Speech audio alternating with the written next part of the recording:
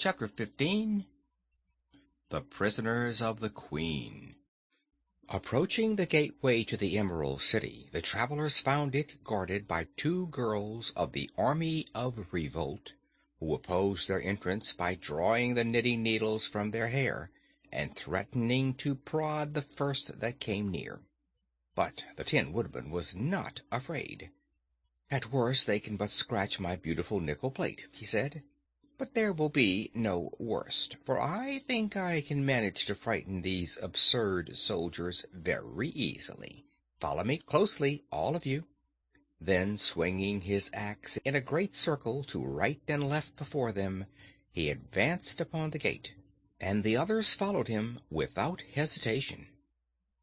The girls, who had expected no resistance whatever, were terrified by the sweep of the glittering axe, and fled screaming into the city, so that our travelers passed the gates in safety and marched down the green marble pavement of the wide street toward the royal palace.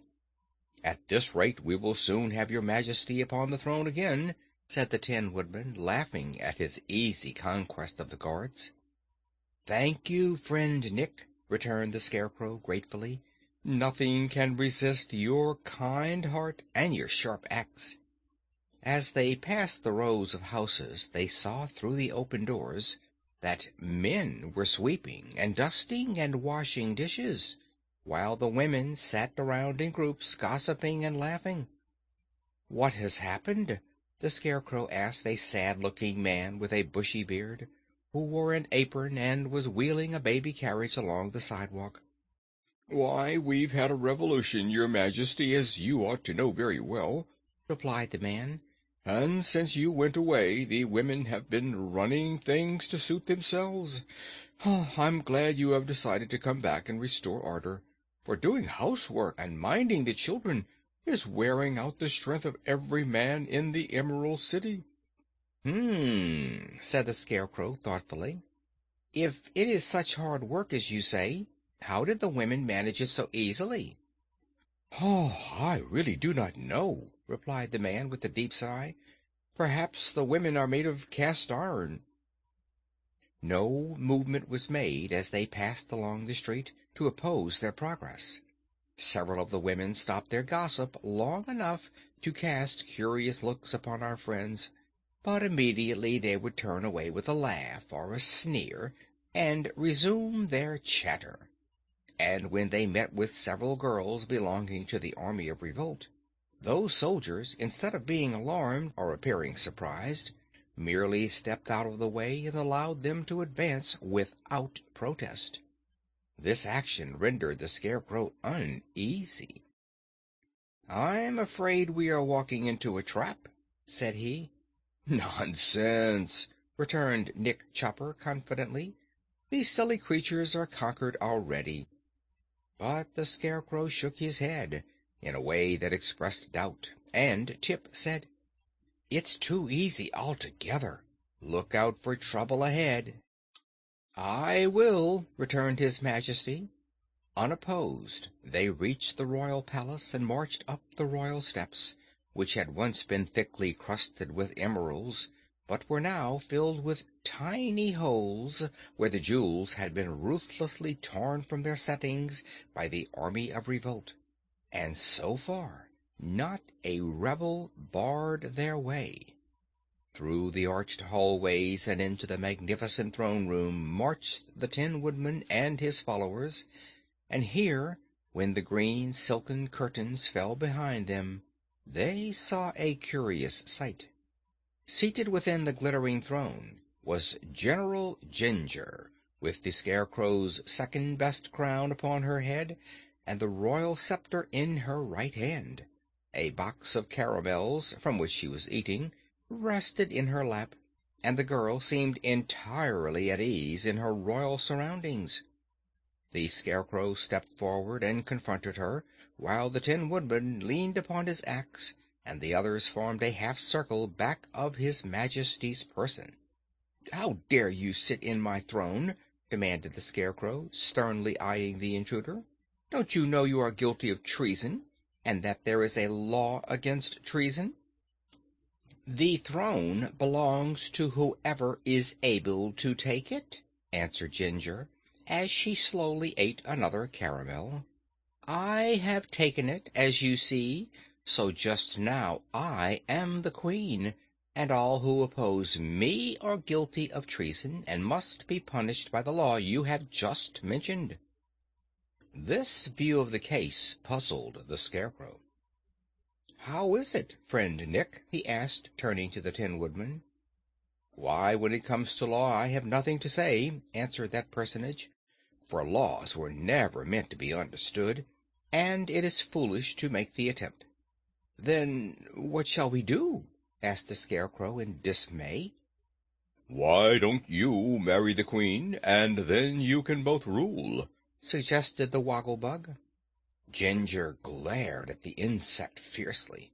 "Why don't you send her back to her mother, where she belongs?" asked Jack Pumpkinhead. Ginger frowned. "Why don't you shut her up in a closet until she behaves herself and promises to be good?" inquired Tip. Ginger's lip curled scornfully. "Or give her a good shaking?" asked the Sawhorse. "No," said the Tin Woodman. "We must treat the poor girl with gentleness. Let us give her all the jewels she can carry and send her away happy and contented." At this Queen Ginger laughed aloud, and the next minute clapped her pretty hands together thrice as if for a signal. "You are very absurd creatures," said she, "but I am tired of your nonsense and have no time to bother with you longer." While the monarch and his friends listened in amazement to this impudent speech, a startling thing happened. The Tin Woodman's axe was snatched from his grasp by some person behind him, and he found himself disarmed and helpless. At the same time a shout of laughter rang in the ears of the devoted band, and turning to see whence this came, they found themselves surrounded by the army of revolt, the girls bearing in either hand their glistening knitting needles. The entire throne room seemed to be filled with rebels, and the Scarecrow and his comrades realized that they were prisoners. "You see how foolish it is to oppose a woman's wit," said Ginger gaily, "and this event only proves that I am more fit to rule the Emerald City than a Scarecrow. I bear you no ill will, I assure you, but lest you should prove troublesome to me in the future, I shall order you all to be destroyed. That is, all except the boy, who belongs to old Mombi and must be restored to her keeping. The rest of you are not human, and therefore it will not be wicked to demolish you. The Sawhorse and the Pumpkinhead's body I will have chopped up for kindling wood, and the pumpkins shall be made into tarts. The Scarecrow will do nicely to start a bonfire, and the Tin Man can be cut into small pieces and fed to the goats. As for this immense Woggle-Bug—" "Highly magnified, if you please," interrupted the insect. "I think I will ask the cook to make a green turtle soup of you," continued the Queen reflectively. The Woggle-Bug shuddered. "Or if that won't do, we might use you for a Hungarian goulash, stewed and highly spiced," she added cruelly. The program of extermination was so terrible that the prisoners looked upon one another in a panic of fear. The Scarecrow alone did not give way to despair. He stood quietly before the Queen, and his brow was wrinkled in deep thought as he strove to find some means to escape. While thus engaged, he felt the straw within his breast move gently. At once his expression changed from sadness to joy, and, raising his hand, he quickly unbuttoned the front of his jacket. This action did not pass unnoticed by the crowd of girls clustering about him, but none of them suspected what he was doing until a tiny gray mouse leaped from his bosom to the floor and scampered away between the feet of the army of revolt. Another mouse quickly followed, then another and another in rapid succession, and suddenly such a scream of terror went up from the army that it might easily have filled the stoutest heart with consternation. The flight that ensued turned to a stampede, and the stampede to a panic. For while the startled mice rushed wildly about the room, the Scarecrow had only time to note a whirl of skirts and a twinkling of feet as the girls disappeared from the palace, pushing and crowding one another in their mad efforts to escape. The Queen, at the first alarm, stood up on the cushions of the throne and began to dance frantically upon her tiptoes.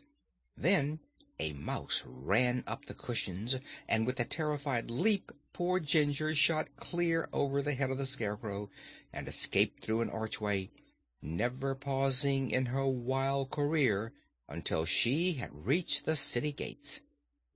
So, in less time than I can explain, the throne room was deserted by all save the Scarecrow and his friends, and the Woggle-Bug heaved a deep sigh of relief as he exclaimed, "Oh, thank goodness we are saved."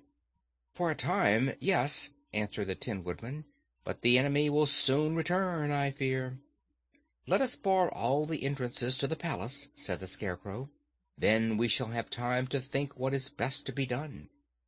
So all except Jack Pumpkinhead, who was still tied fast to the Sawhorse, ran to the various entrances of the royal palace and closed the heavy doors, bolting and locking them securely.